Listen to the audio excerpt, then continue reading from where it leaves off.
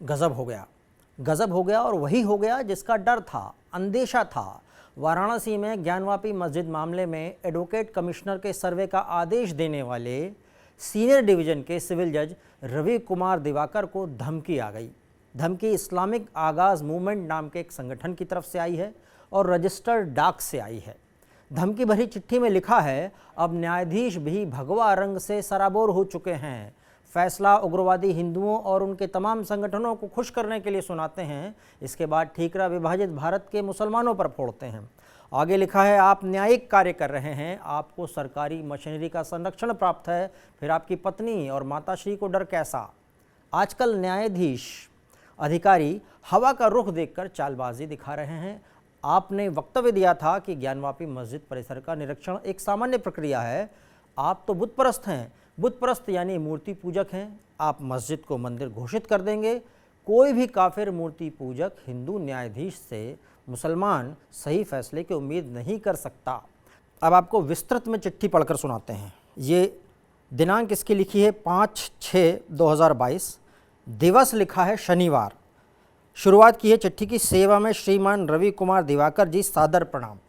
वर्तमान विभाजित भारत की घृणा भरी राजनीतिक सामाजिक सांस्कृतिक वातावरण में अब न्यायाधीश भी केसरिया भगवा रंग में सराबोर हो चुके हैं।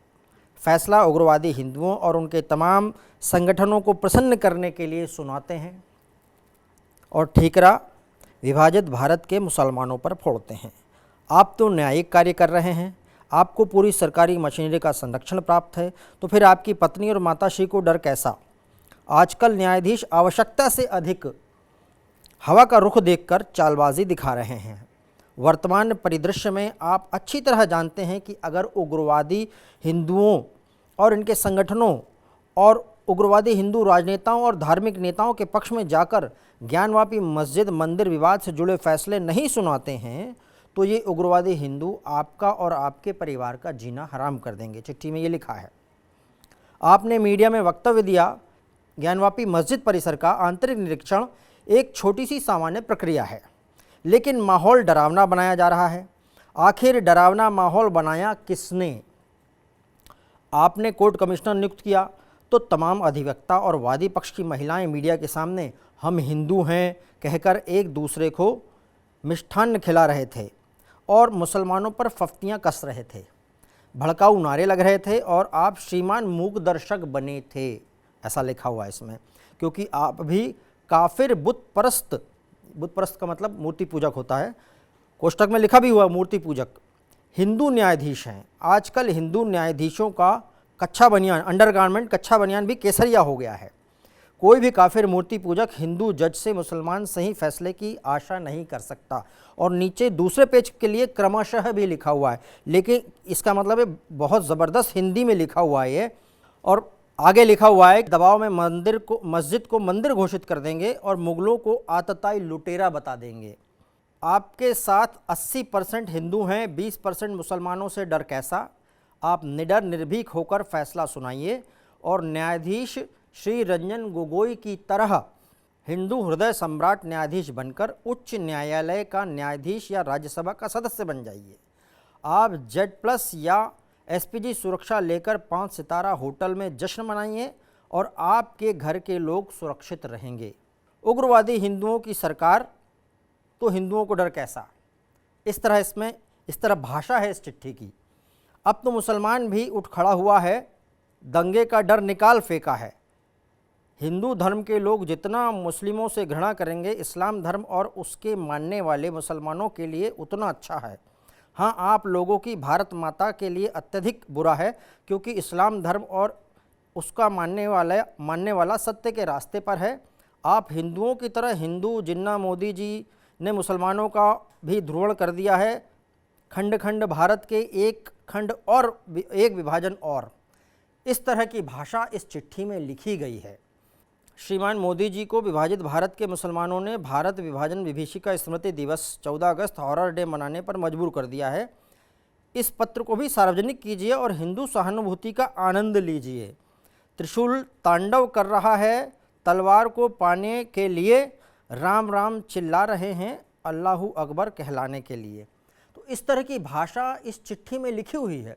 ये आपने पूरी चिट्ठी देखी कि किस तरह इसमें धमकी लिखी हुई है। तो ये चिट्ठी पूरी आपने देखी।